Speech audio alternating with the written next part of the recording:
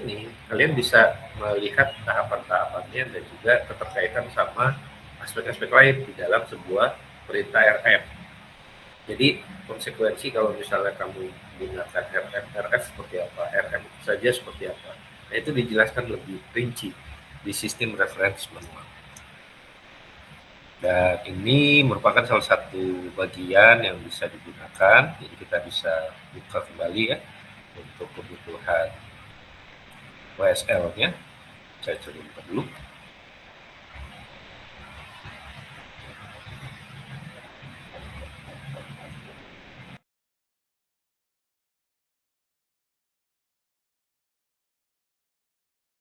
Nah, kemudian dari situ saya juga bisa melihat dari segi misalnya ya arsipnya. Kalau misalnya kita tambahkan copy file, kemudian nanti kita bisa menambahkan juga sintak arsip.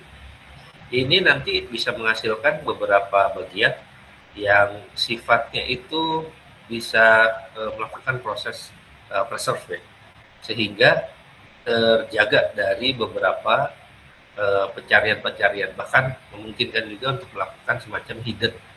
Jadi ketika sudah kita tentukan file tersebut kategorinya itu penting, dan dari situ kita mau melakukan bentuk arsip terhadap file tersebut, kita bisa melakukan tahapan untuk menghasilkan di bagian arsipnya. Sehingga pas diakses oleh orang yang dengan kapasitas hanya reguler ya, mengakses Ubuntu-nya, nah itu bisa terhindar. Jadi dia seakan-akan terhindar. Nah itu merupakan salah satu contoh ya dari segi sintek yang nanti bisa digunakan. Kemudian ada juga yang backup. Kalau backup dia bisa kita semacam bikin copy paste atau mungkin semacam mengumpulkan direktori dari folder yang terbaru, dan dari sana kita bisa pakai untuk kebutuhan backup. Jadi tidak menggunakan dari segi master foldernya. Nah itu yang nanti bisa dipastikan. Dari kondisi seperti itu memungkinkan juga misalnya mau kita kompres, mau kita distribusi, mau kita download, itu memungkinkan. Oke. Nah, kalau kalian sudah beres, kalian bisa Ctrl Z, kemudian nanti akan muncul ke ranah sintak kembali ya. Jadi kita sudah beres dari segi pemanggilan man di salah satu fungsi yang ada di channel. Dari sini ada yang mau ditanyakan, silakan.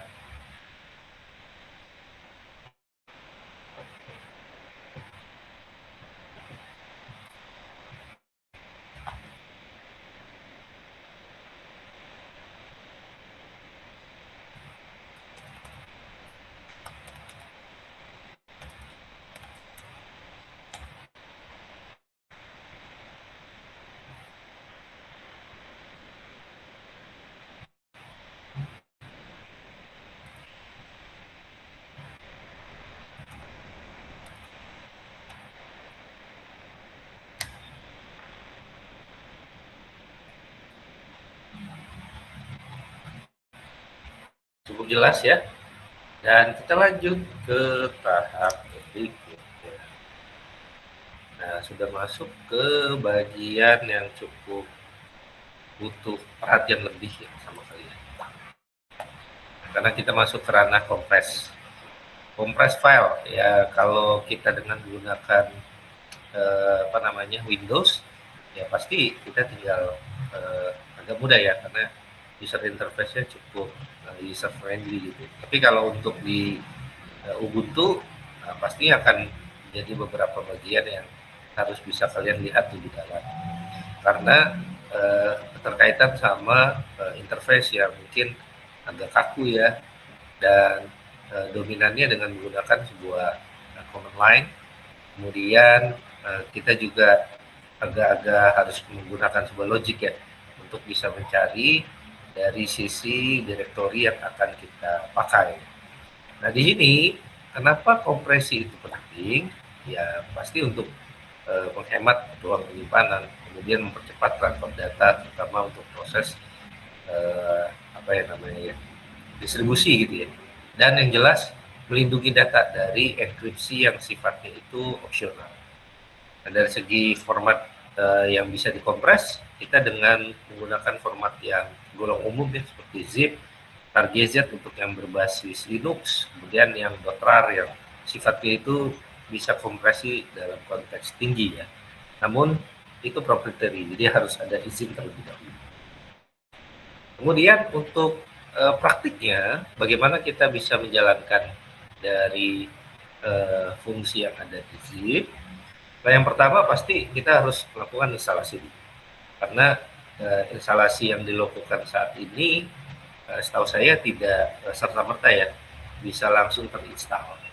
Jadi di dalam bawaan dari WSL, jika kalian sudah menggunakan itu, setahu saya itu bukan menjadi salah satu bagian yang default.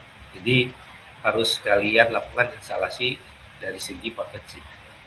Nah, berikutnya kalian bisa menggunakan untuk membuat sebuah file dalam format zip. Jadi kalau dari sisi contoh, zip data underscore file.zip spasi data underscore files.txt, ini dalam arti zip ini fungsi untuk bisa kita tentukan dulu. Fungsi zip atau fungsi tar atau fungsi apa. Ketika nanti ini sudah kita tentukan, nanti luarannya juga harus sama. Kemudian data underscore file.zip ini merupakan output yang nanti bisa dihasilkan. Nah, kemudian data underscore file.txt ini merupakan file yang nanti akan kita masukkan ke dalam format zip. Ini jelas ya, dari segi membuat file zip itu caranya seperti apa. Kemudian melakukan proses ekstrak dari segi file zip-nya. Nah, dengan ketentuan yang ada di sini, ini berarti kita sudah melakukan proses ekstrak yang nanti masuk ke dalam sebuah direktori tersendiri. Tapi di sini jelas ya, kalau data underscore file.zip ini masih berdiri sendiri, belum dilakukan proses ekstrak file. Karena yang nanti bisa dilihat adalah ya apa yang memang dilakukan dalam sebuah sintaks. Tapi kalau sebatas contoh praktik, ya setidaknya tahap 1 ini menjadi hal yang penting. Kemudian tahap 2 ini juga penting untuk bisa memastikan ya prosesnya. Untuk ekstrak ini biasanya sifatnya opsional, tapi ya kalau untuk kebutuhan keamanan informasi itu bisa menjamin ya dari segi integritas file yang nantinya bisa kita pakai. Karena kalau kita hanya copy paste segala macam, ya efeknya agak berisiko dan khawatirnya juga bisa crash dari segi file. Untuk sebatas contoh, saya bisa menjelaskan. Jadi kita masuk ke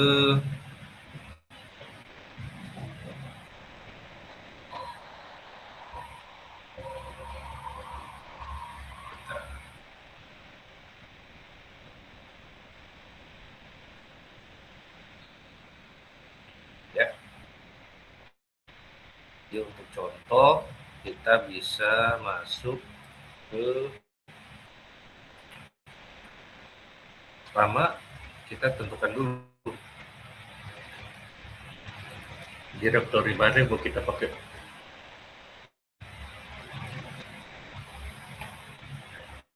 Kemudian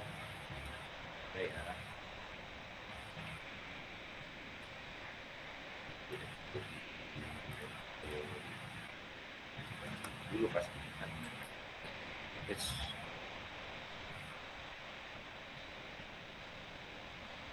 slash home slash ya slash.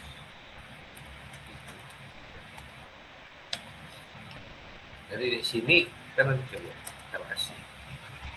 Ini ada data yang sudah saya siapkan. Jadi ada data underscore file.txt ini untuk kebutuhan bagaimana file ini yang nanti akan kita masukkan ke dalam format zip.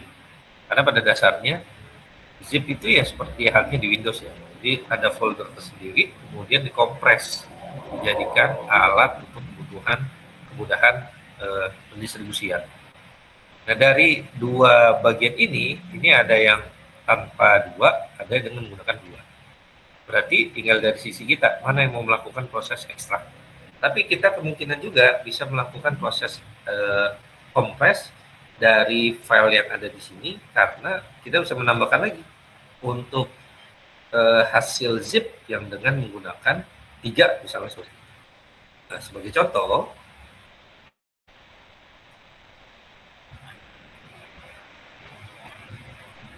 kita dengan menggunakan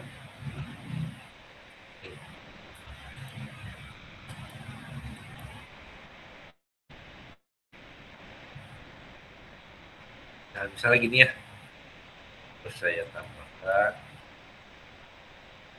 dari sini jelas kalau kita harus manggil dulu dari fungsi yang mau kita pakai zip, kemudian spasi, kemudian data underscore file.zip ini yang akan kita jadikan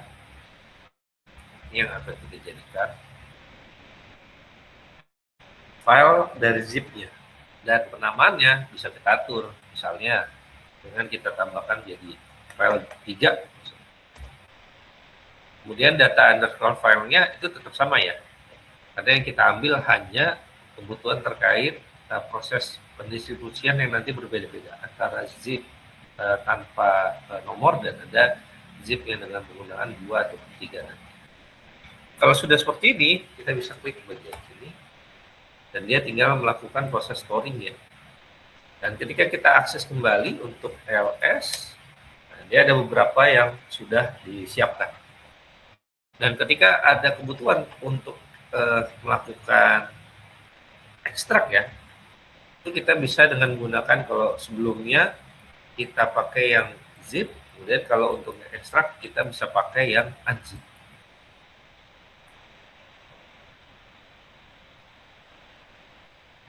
Misalnya seperti ini ya. Dan yang janggal adalah di sini kita mau fokusnya yang mana. Kalau di proses ini ya kita tahu ada pastinya akan kita fokuskan ke data underscore files ya. Tapi bisa saja kita pindah menjadi 2, 3 atau lain.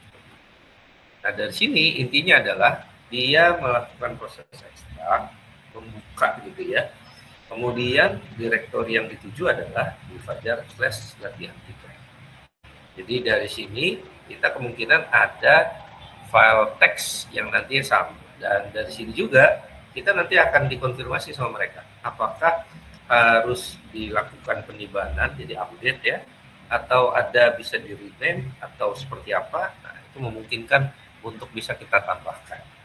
Contoh, nah, di sini ada keterangan data files itu untuk yes akan ditiban, berarti untuk no dia akan berdiri sendiri, all juga memungkinkan seperti itu, kemudian non agak sulit ya, ada beberapa yang kemungkinan besar tertolak karena secara otomatis dia biasanya merubah dari segi penamaan filenya. Kemudian untuk rename, nah kalau rename konteksnya ya akan dilakukan proses rename terhadap sebuah penamaan yang sudah ditentukan. Saya sebagai contoh kita ketik yang Y, kemudian kita enter. Nah, nanti dari sini data underscore file.text-nya itu tetap satu. Kenapa? Karena dia melakukan proses sini ya. Yes, untuk kebutuhan melakukan proses ekstrak. Dan dari situ juga Anda bisa melihat. Jadi tidak ada penambahan. Karena yang saya minta ya itu tadi hanya kebutuhan untuk mengekstrak semua file. Ada pertanyaan dari sini? Silakan.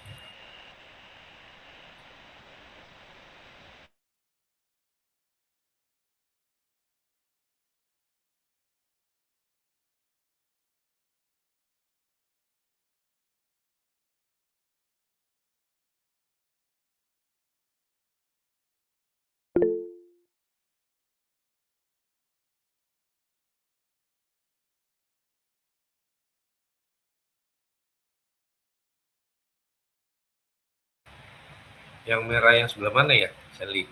Sudah di-share?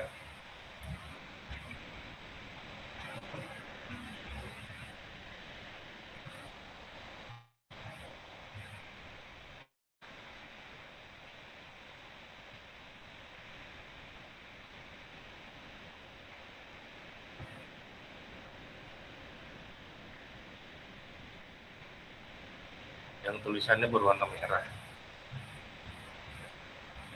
Tulisan berwarna merah itu yang memang sudah format zip. Jadi kita bisa melakukan ekstrak dan kita cermati kalau misalnya kita mau melakukan proses zip, karena akan berpengaruh untuk penamaan yang dipakai. Jadi gitu ya, Shirley.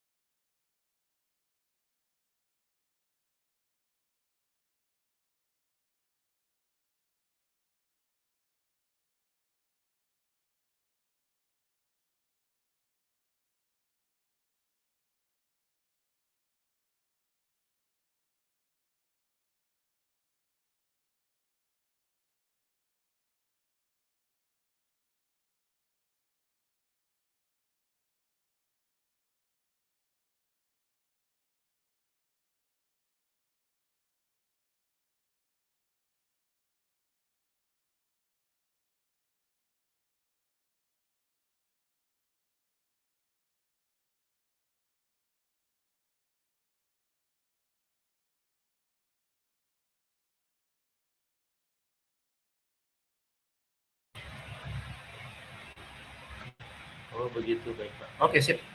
Nah sekarang waktunya kalian praktik. Silakan on cam dulu.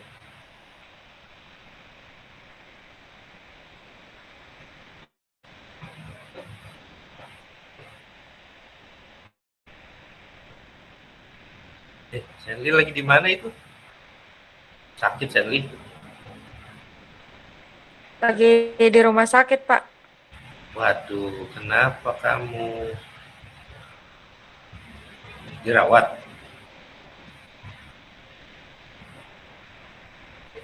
Yang sakit ibu saya, Pak, bukan saya. Oh, yang sakit itu. Nungguin. Cepat sembuh ya buat mama. Nah, Ya, Pak. Terima kasih, Pak.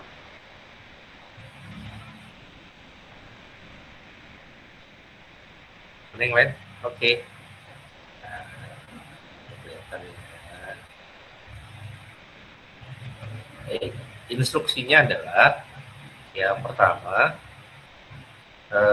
silakan diikuti dari tahapan-tahapan yang tadi sudah saya jelaskan, terutama mengenai dua tahapan ya, yang demand dan juga yang di proses ekstrak dan juga kompres dan juga ekstrak.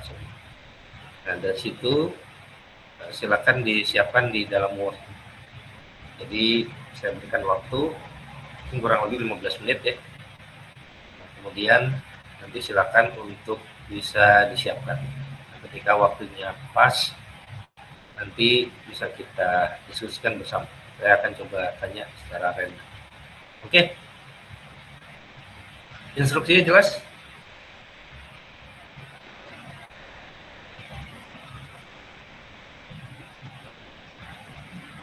Oke, kalau sudah jelas, silakan bisa dilanjutkan. 15 menit ya, saya.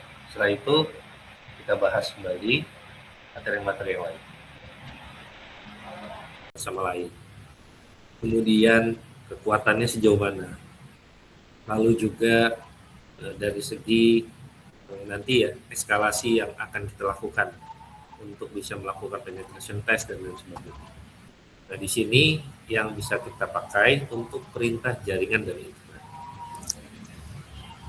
Beberapa tahap yang bisa digunakan, kita dengan menampilkan terlebih dahulu dan mengkonfigurasikan network interface. Ini bisa kita pakai dengan sintaks if config.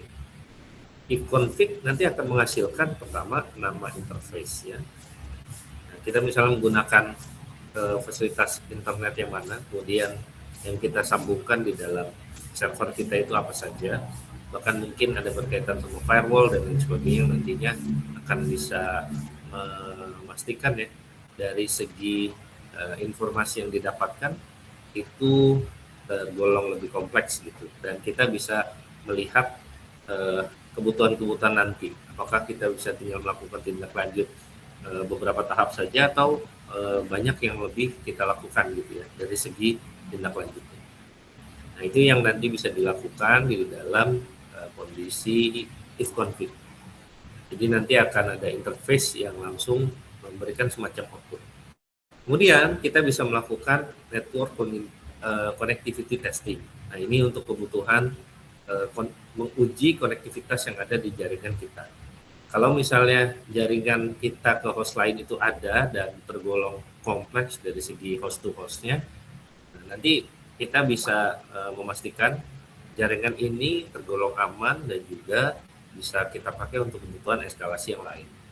Nah, itu yang ada di ranah device dari lokal kita. Tapi kalau misalnya kita mau menggunakan untuk yang kebutuhan eksternal, misalnya kita akan menggunakan untuk pertukaran data atau mungkin untuk kebutuhan lain yang lebih kompleks ya. Nah, kita bisa melakukan proses ping dengan menyertakan google.com. Nah, google.com nanti akan menghasilkan respon time, kemudian paket loss, kemudian juga nanti ketika memang ada RTO ya, runtime error, nah itu bisa mempengaruhi dari segi konektivitas testingnya. Jadi kalau misalnya sudah digunakan dan ternyata ada keterangan semacam RTO, ya berarti ada masalah di dalam network dan kita bisa tindak lanjut untuk kebutuhan perbaikannya seperti apa. Apalagi kalau misalnya dari segi aplikasi itu tergolong kompleks. Jadi nggak serta-merta kita hanya melakukan tahapan-tahapan yang sangat sederhana gitu ya, dengan melakukan ping misalnya. Tapi ya melihat juga dari infrastruktur yang lebih luas. Misalnya tadi untuk kebutuhan internetnya, untuk kebutuhan sambungannya, dan lain sebagainya. Sebatas cara, saya yakin kalian bisa melakukan secara langsung ya, tanpa saya praktekkan. Karena tinggal memanggil ping 1 titik, 1 titik, 1 titik, 1 titik. Ini untuk yang kategori lokal.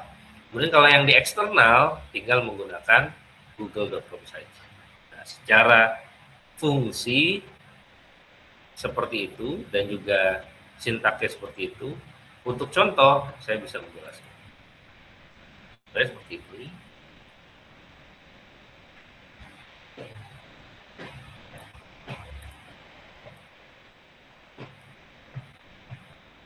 Nah, posisi kita ini ada di latihan. Tapi kalau misalnya untuk kebutuhan testing itu tidak berpengaruh di beberapa direktori ya, ataupun di direktori tertentu.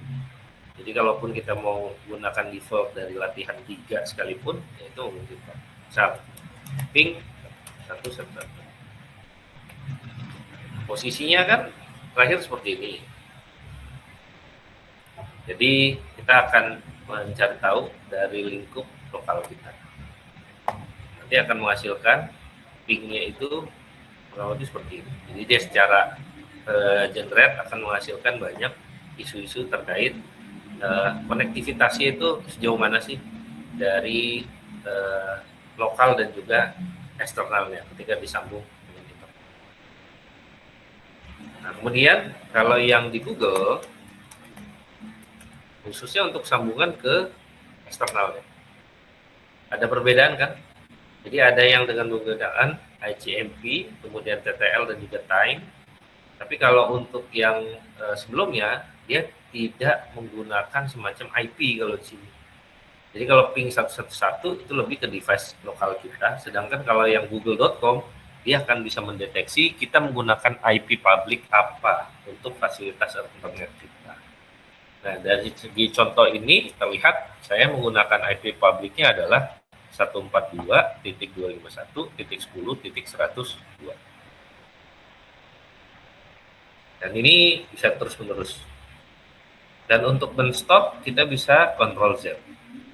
Nah, kemudian yang bisa kita gunakan lagi adalah if config. If config, outputnya itu adalah seperti ini. Karena itu akan terbagi menjadi dua ya. Ada eternal, ada yang low. Nah, dari kondisi seperti yang ada di layar, eternal itu cukup besar ya. Karena di sini bisa menghasilkan hampir 1 mega ya untuk melakukan proses komunikasi dari segi internet. Makanya dari tadi saya cukup cukup stabil ya dari segi internet. Gak ada yang lag kan seperti itu. Kemudian untuk yang loop back running-nya ini juga tergolong besar karena ketersediaan yang ada di perangkat saya itu masih tergolong besar. Jadi tidak begitu banyak yang tersisa. Nah, ini contoh-contoh yang bisa Anda gunakan untuk kebutuhan terkait proses di dalam testing koneksi.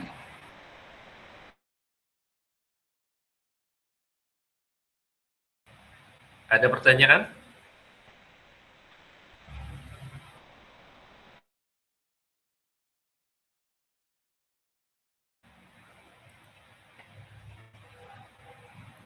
Bapak mau nanya. Ya. Ini tadi kan saya nyoba yang ping 111 itu, Pak. Yang lokal. Tapi dia nggak mau berhenti. Cara berhentinya gimana, Pak? Dia masih Kontrol Z. lanjut terus. Kontrol Z. Oke, makasih, Pak. Ya.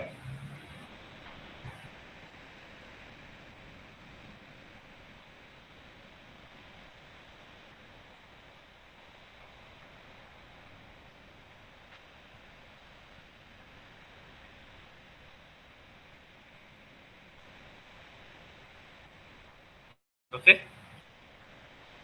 Kemudian apa lagi? Yes, silakan Yes. Bapak tadi yang if config itu buat apa, Pak? Kok saya nggak bisa sih, Pak? Coba share screen.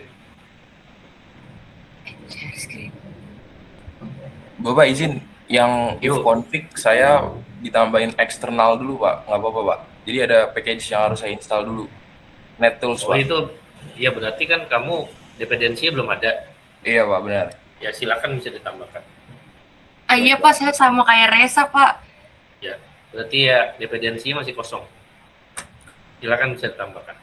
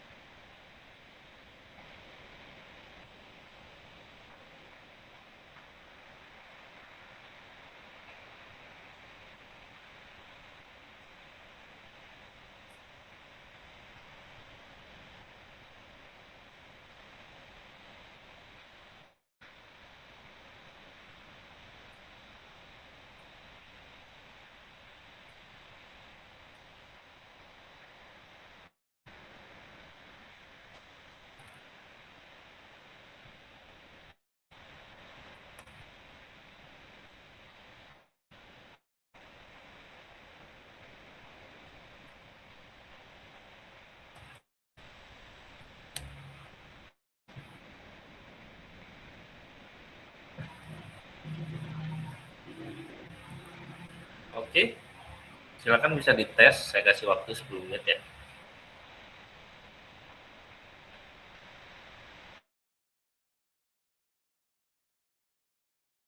Sudah bisa semua. Mantap ini kelas A ya, saya.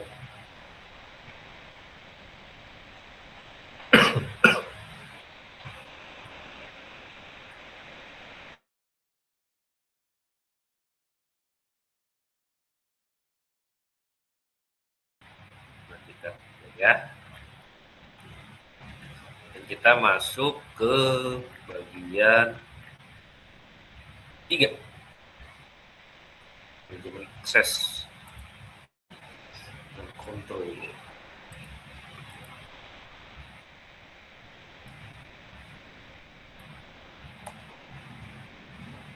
Manajemen user dan access control di bagian 3. Kalian pernah dengar nggak kalau yang di Windows itu kan kita bisa terkadang memerlukan semacam run for administrator. Benar nggak? Pernah kan? Nah, begitu juga di Ubuntu. Jadi di Ubuntu itu ketika memang kita memerlukan satu peran yang lebih besar ya, nah itu kita mau nggak mau harus memiliki akun tersebut.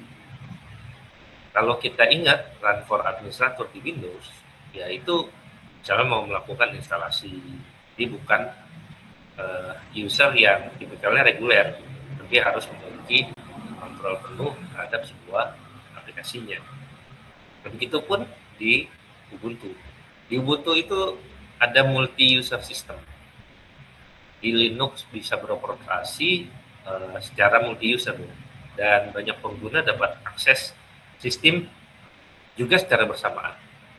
Nah, misalnya di dalam sebuah penamaan folder itu ada yang bisa kita gunakan misalnya at home kemudian /Dwi Fajar sebagai contoh yang saya biasa gunakan.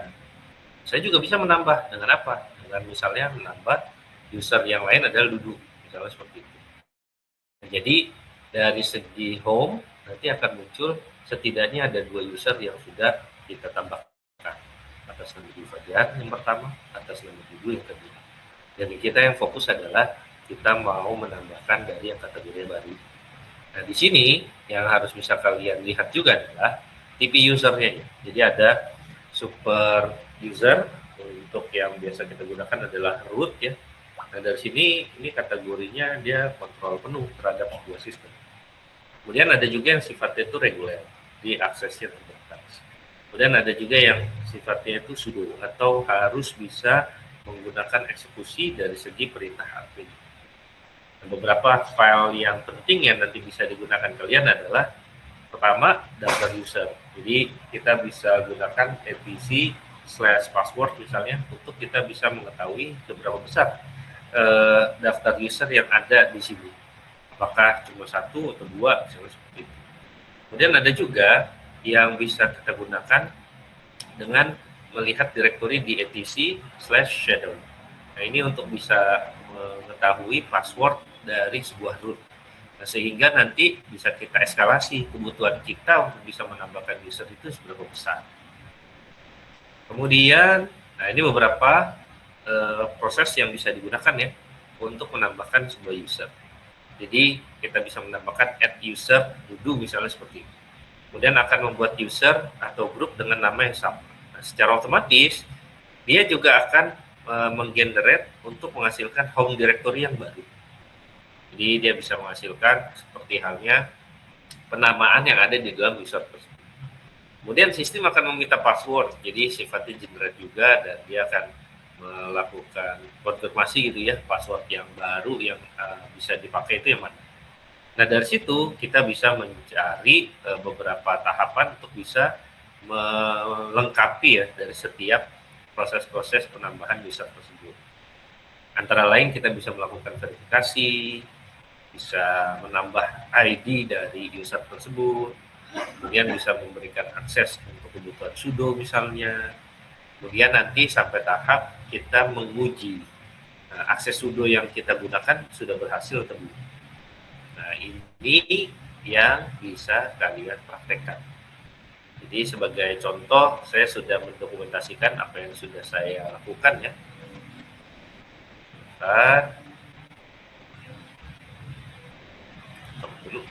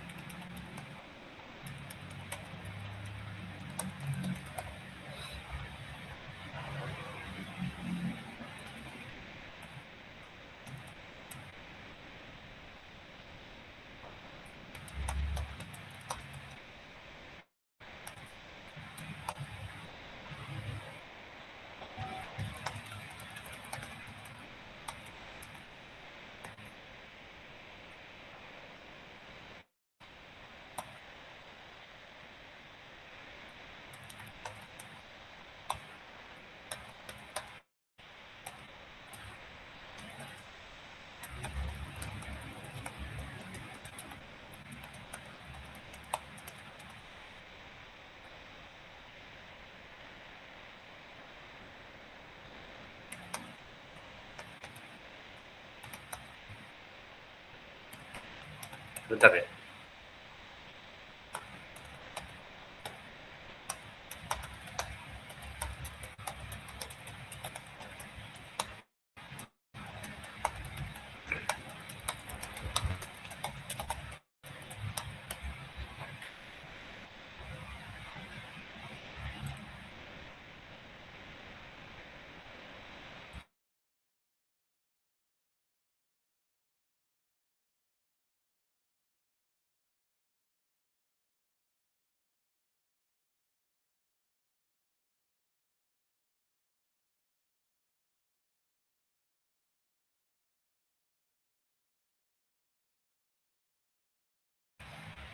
Oke.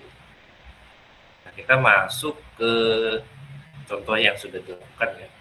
Jadi manajemen user ini kita pastikan bisa sifatnya multi user. Nah, kemudian dari sini kita bisa menambahkan. Nah, misalnya saya uji coba kalau misal menggunakan data yang sama ya. Nah, di sini jelas dia menolak karena sudah tersedia. Jadi apa yang harus kita lakukan ya mencari yang lain. Kemudian ini merupakan tahapan. Jadi tahap pertama Anda bisa menambahkan ini add user underscore nama yang akan kalian gunakan untuk user baru. Oke, nah secara otomatis dia akan melakukan gitu kan. Jadi bisa cara berkala gitu. Dan nanti dia bisa menambahkan kebutuhan-kebutuhannya ya. Misalnya kalau memang dibutuhkan new password, nah di situ kalian bisa menambahkan apa yang memang menjadi password baru untuk user tersebut gitu ya. Kemudian di sini sudah ada penjelasan mengenai update yang sifatnya itu sudah sukses. Lalu ini yang harus bisa ditambahkan juga karena berkaitan sama informasi dari data yang dipakai. Ini ada full name, room number, work phone, home phone, others, dan lain sebagainya. Kemudian kalau misalnya data itu tepat, kita diminta untuk konfirmasi. Jadi kita klik bagian Y di sini. Kalau no, ya pastinya akan tertolak ya. Kemudian kalau misalnya sudah Y, dia akan secara otomatis menambahkan, dan dari posisi seperti itu kita bisa menambahkan akses sudo agar dapat menjalankan perintah sudo. Nah di sini yang harus bisa ditambahkan ke kalian sintaknya adalah ini, user mode, kemudian spasi, kemudian min a, j kapital, kemudian sudo underscore sudo spasi dulu. Nah kemudian ini menyesuaikan ya dari user yang kamu tambahkan baru. Baru setelah itu menguji akses sudo. Menguji akses sudo, kita harus masuk dulu ke dalam direktori sudonya.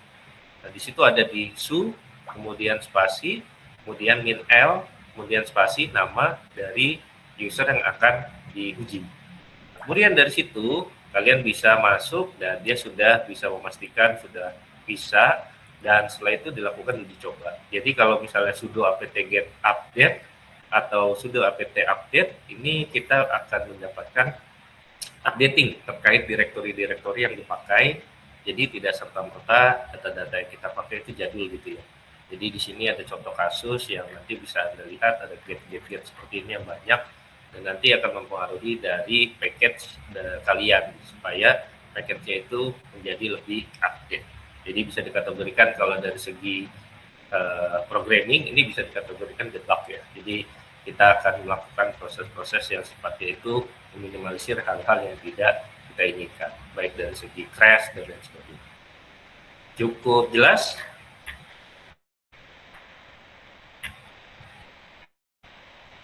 Di bagian manajemen user, saya copy ya. Nah, saya share di chat. Silakan bisa dicoba.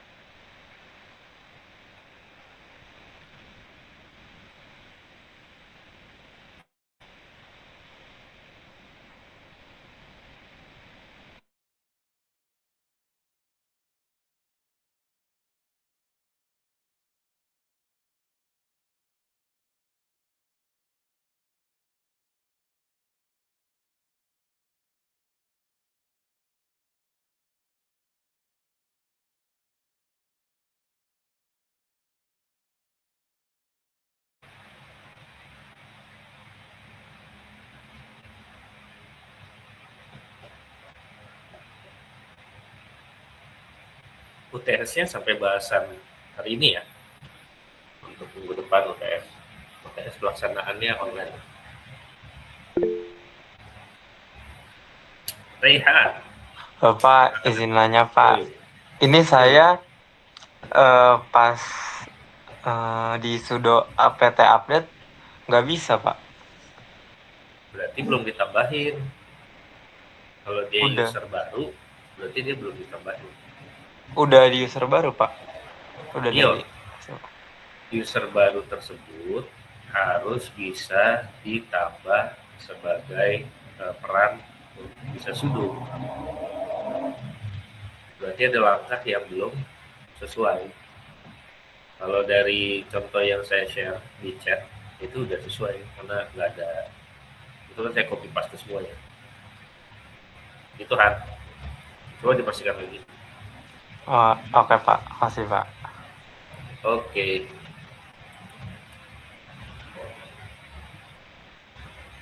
Itu berapa lama ini untuk praktiknya? Saya tunggu kabar dari Ibu Ketua dulu coba. Ibu Ketua, Ibu Salwa, itu berapa lama buat mencoba praktek? Setengah jam kelamaan nggak Pak? Aja kelamaan dong dulu. Soalnya kalau ini kenapa Pak? Kalau misalkan kan tadi saya nyobain add user ya.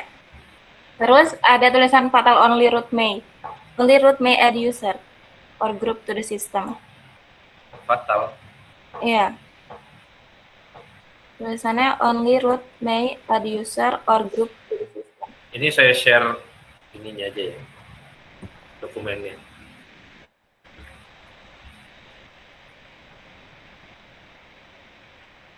Jadi silakan bisa dibagi. Kalau tinggal menyesuaikan aja. Yang penting kan sectionnya sudah jelas.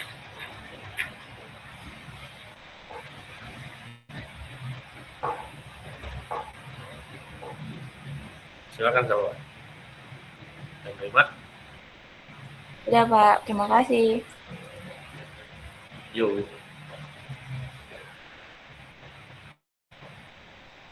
Lima 15 menit ya. Silakan.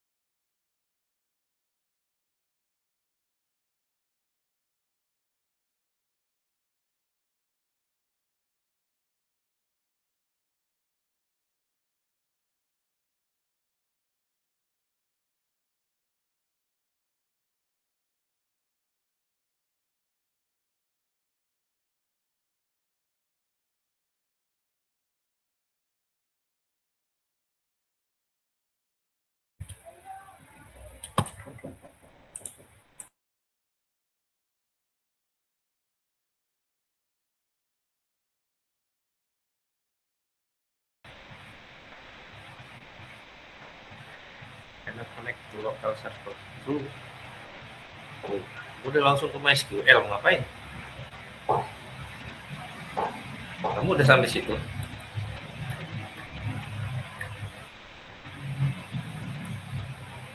Belum saya jelasin, nggak apa-apa.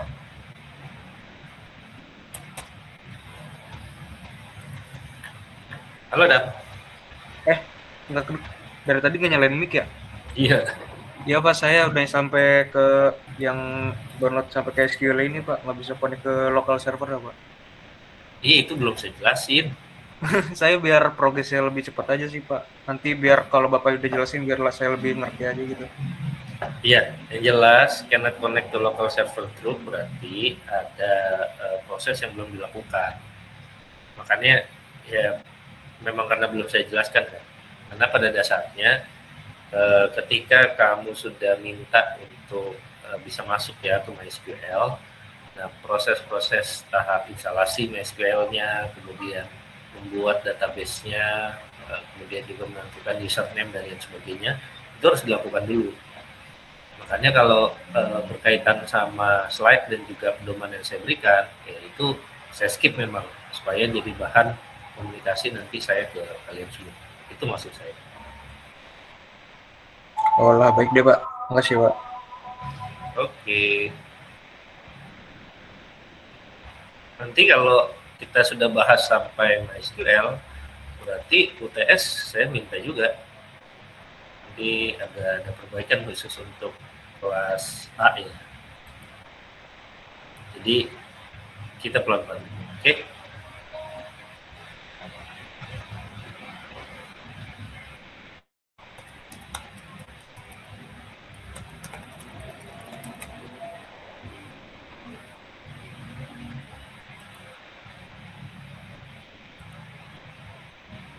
Untuk yang sudah dilakukan berarti nggak ada isu ya.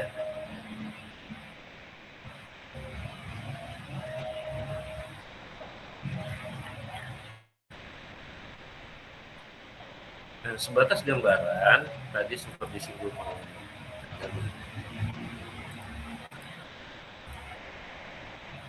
kan ini ya, jadi ilustrasi konsep client server yang ada di MySQL. Kenapa kita harus bicara client server? Karena dominan memang di ranah keamanan informasi, client server ini sangat dipakai ya dari segi konsep. Jadi MySQL Server itu sebagai salah satu database management system.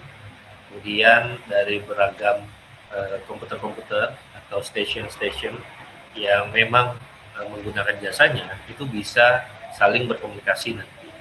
Jadi di dalam server yang tengah ini digunakan untuk mengembangkan sebuah aplikasi. Kemudian misalnya saya menjalankan satu aplikasi dan di situ ada MySQL servernya. Misalnya Anda mau mengakses, Anda memungkinkan dengan komputer yang satu. Kemudian Salwa juga mau pakai laptop dari Salwa, silakan bisa juga menggunakan seperti itu. Dan ini sebatas gambaran dulu bagaimana topologi ataupun dari segi jaringan ya, pendistribusian yang ada di sebuah MySQL server. Nah, nanti dari situ Anda harus bisa memahami tahap-tahap awalnya. Karena di sini saya tidak menjelaskan dulu. Tahap awalnya tadi sempat saya singgung ya. Jadi kita bisa menambahkan dulu dari sisi instalasinya, karena biasanya bawaannya tidak ada bawaan dari MySQL ya. Jadi harus dilakukan proses install. Nah, kemudian dari situ Anda juga bisa melakukan proses untuk menambahkan database sampai bisa menambahkan juga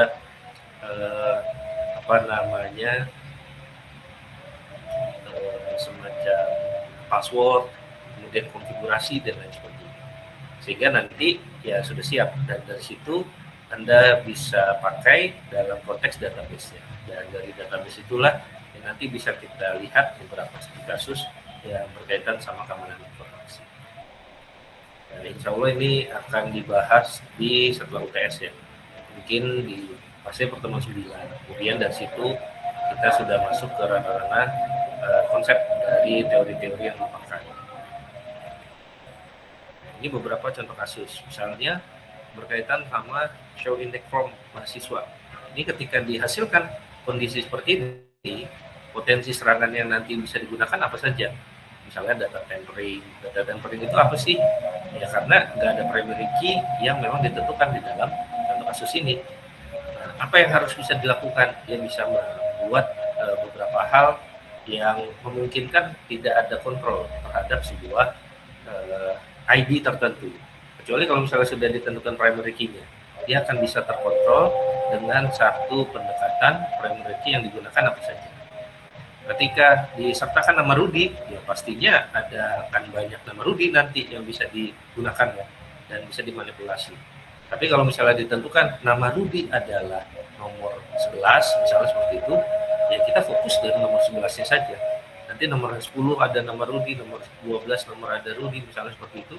Dan itu bisa diminimalisir dan bisa dilakukan bentuk kontrol yang lebih jelas nanti. Oke, ini pasti menarik ya. Tadi bisa kalian bahas.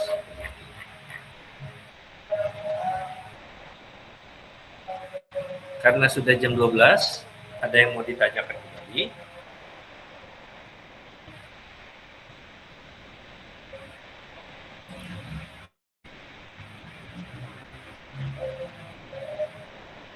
Apa saya mau nanya dari tadi?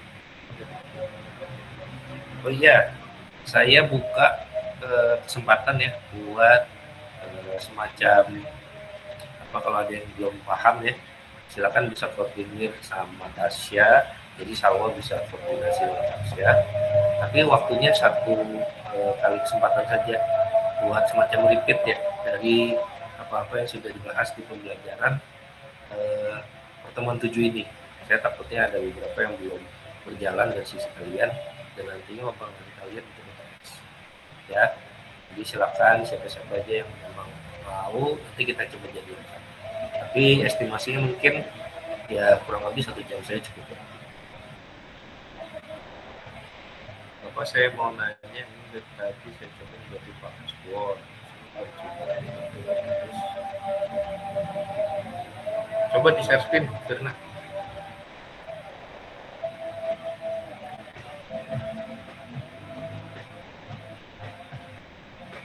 Sebentar ya Pak. Tuh.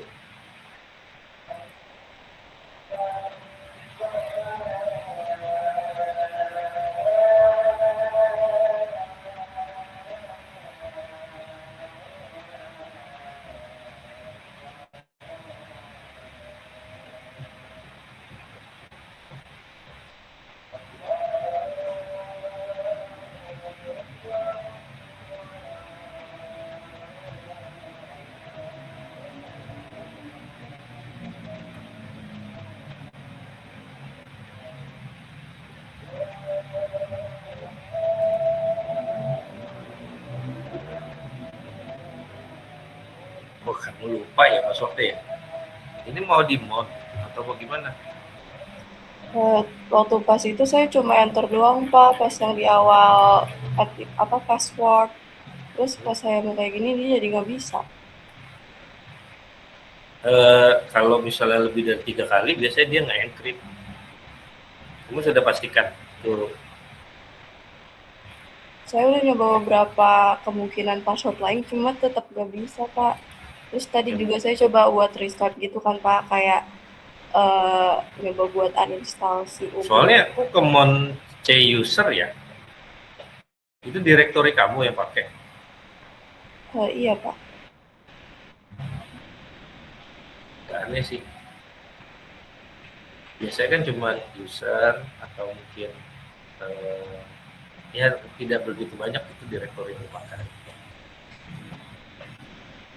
Berarti kemungkinan laptop kamu belum di-mounting ya, jadi belum dibedakan mana yang draft C, mana yang draft D.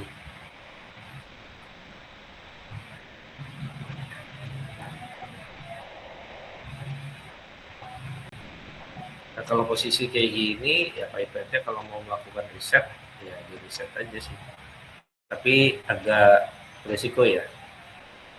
Teknisnya, saya belum, udah lama juga nggak melakukan. Paling tidak, kamu nambah add user baru memungkinkan nggak ya? Yang Tadi penting kan akses root bisa. Saya udah nyoba root juga, cuma nggak bisa Pak. Terus yang add user yang pakai sudo juga nggak bisa. Oke, coba dicek lagi aja ya. Saya agak susah juga nih buat ngelihatnya masalahnya ada di mana. Saran saya terakhir mungkin dilihat dulu dari sisi apa namanya mountingnya ya. Kan kalau memang diplot di drive tertentu dia biasanya ada keterangan Ubuntu-nya tuh. Nah, kemudian dari situ ada folder home, kemudian slash dari apa namanya user yang dipakai. Nah, seperti contoh kurang lebih gitu.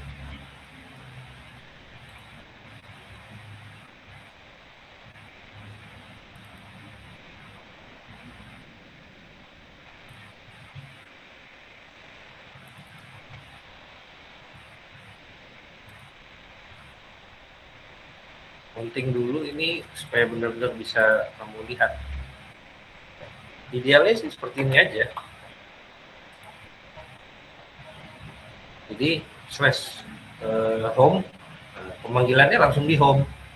Nah kalau kamu tadi agak membingungkan itu karena ada di mount, kemudian ada beberapa direktori lain ya yang kamu pakai. Jadi kalau udah kondisi seperti ini kita tinggal langsung add home, kemudian add masing-masing user yang memang mau kita gunakan. Nah yang saya bikin baru kan yang dulu, jadi ini yang bisa saya explore gitu.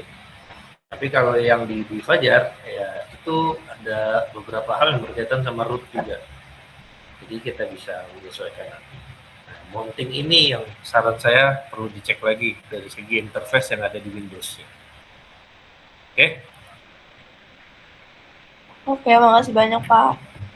Yuk.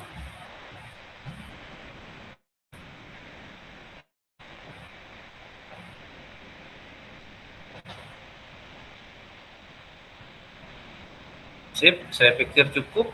Jika tidak ada lagi, dan upayakan setiap proses yang sudah saya sampaikan, kalian juga bisa praktek secara langsung ya. Dan minggu depan kita akan UTS, dan saya pastikan pembahasan UTS sampai materi di hari ini. Oke, dan silakan bisa on cam. Salwa ada yang tidak hadir? Hadir semua Pak, di sini 42. Oke.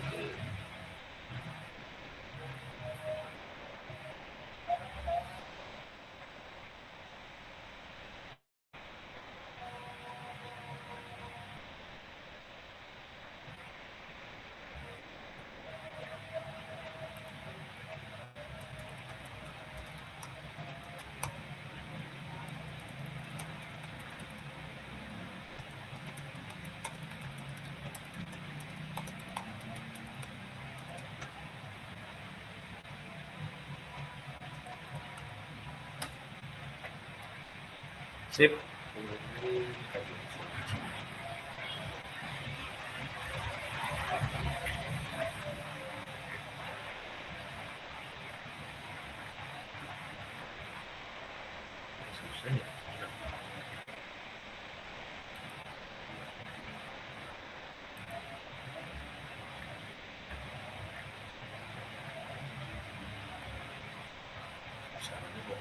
Banget ya.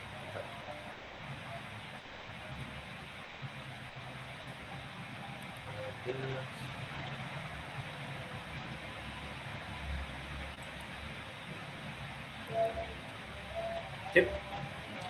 Coba buat 1, 2, 3.